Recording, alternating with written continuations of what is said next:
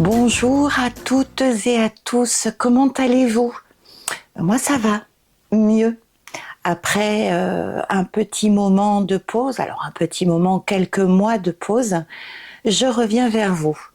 Alors pourquoi j'ai voulu faire cette pause? Je vais vous l'expliquer dans cette vidéo, dans un premier temps. Et puis dans un deuxième temps, je vais vous parler de mes projets de créatrice. Alors les projets qui ont déjà pris forme, que je vais vous dévoiler, et puis ceux à venir.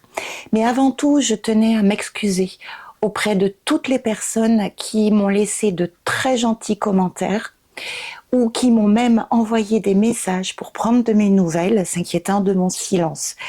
Je n'ai pas répondu simplement parce que, non pas par indifférence, mais parce que j'avais réellement besoin de faire une pause, une coupure avec le virtuel pour revenir à mes essentiels. Alors, que s'est-il passé? Pourquoi ai-je eu besoin de faire cette pause? Je vous explique tout ça le plus simplement possible. Alors, vous vous en doutez, derrière l'image de chaque artisan, derrière chaque créateur de contenu, il y a un être humain avec sa vie personnelle et puis ses joies et ses épreuves.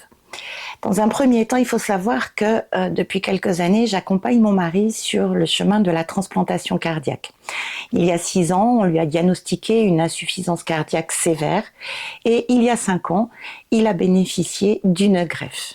Aujourd'hui, il va bien, il a repris son activité professionnelle en tant que chef de chantier dans les travaux publics.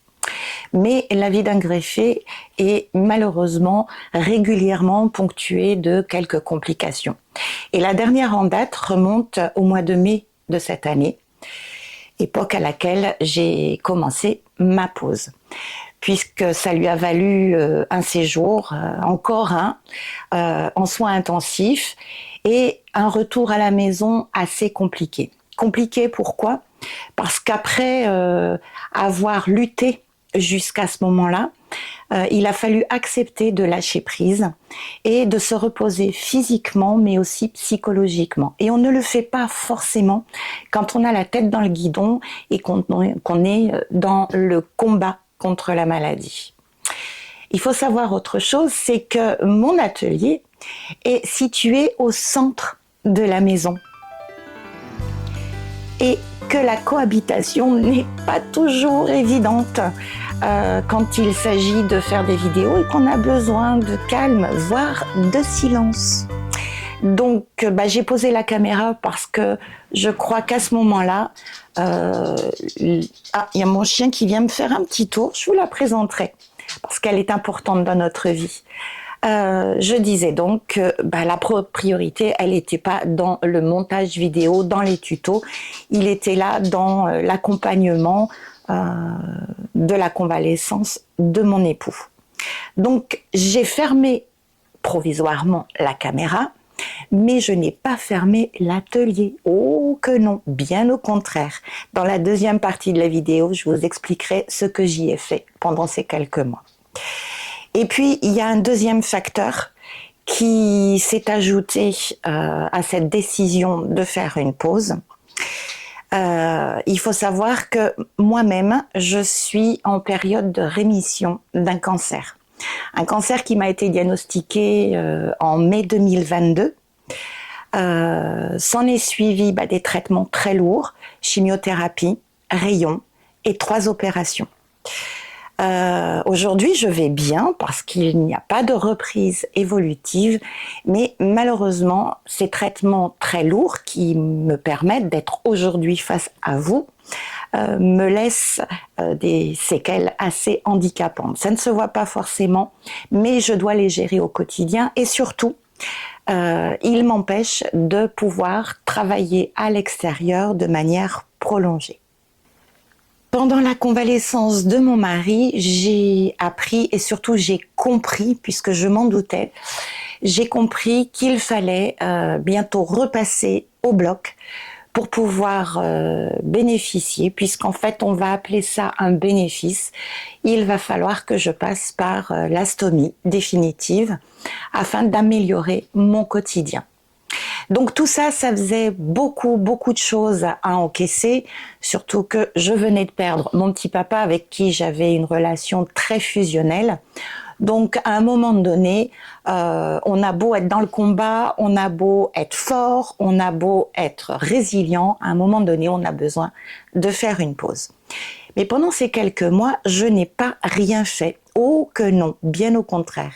Et là, on arrive, aux projets qui ont pris forme et aux projets à venir.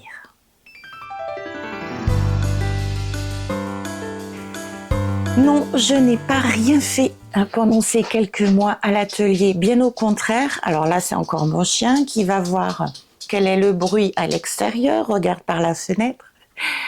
Alors, je vous disais, l'atelier est au centre de la maison, donc il est plein de vie, mais c'est ça aussi qui est chouette.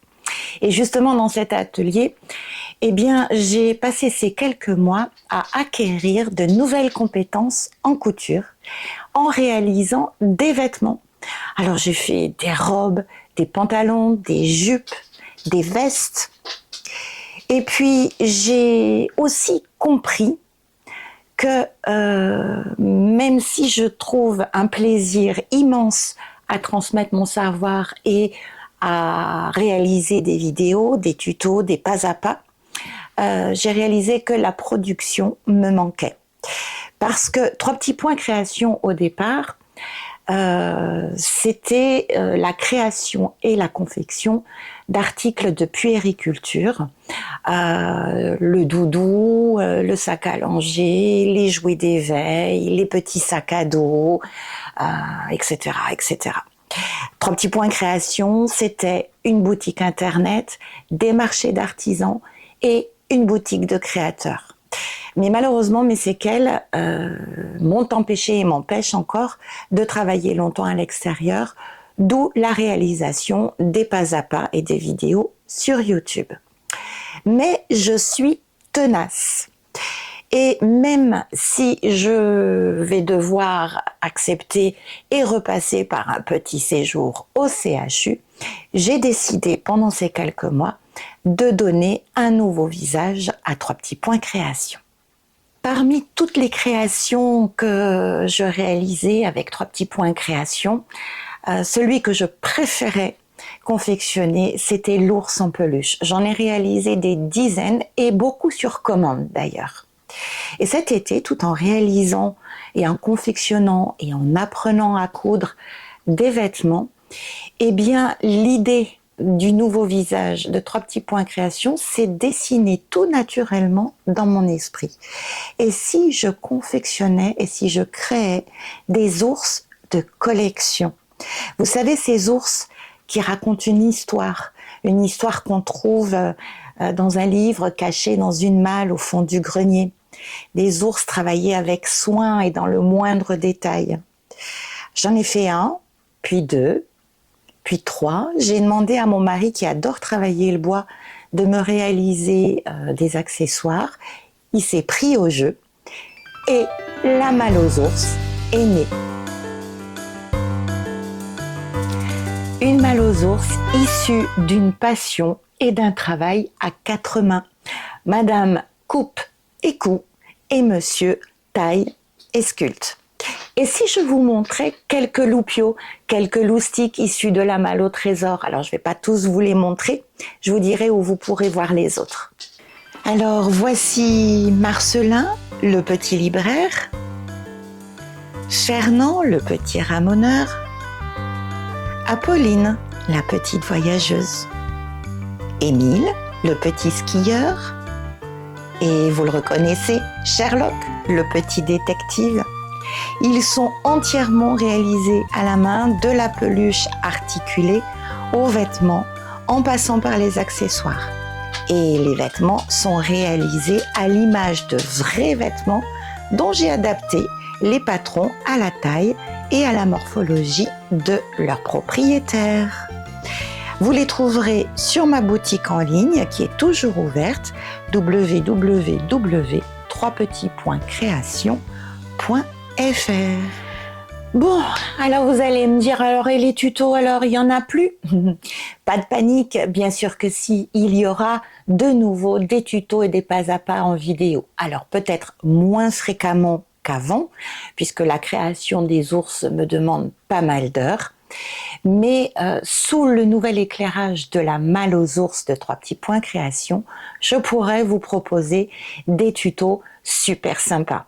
Un exemple, eh bien, pour réaliser une casquette, que ce soit pour un ours, un enfant, un adulte, c'est exactement la même chose. Seule la taille du patron change. Ça vous dit de voir comment on monte une casquette avec le patron multitaille?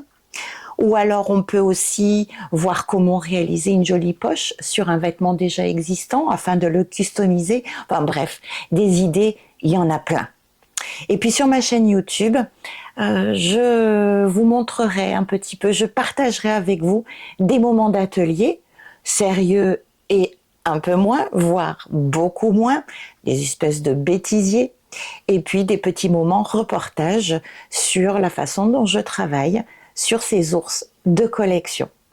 Alors en attendant de vous retrouver très très vite, il me reste à vous remercier de m'avoir écouté jusqu'à ce moment. Et puis surtout, je voulais souhaiter à toutes et à tous de très belles fêtes de fin d'année. Passez un très bon Noël, doux et serein.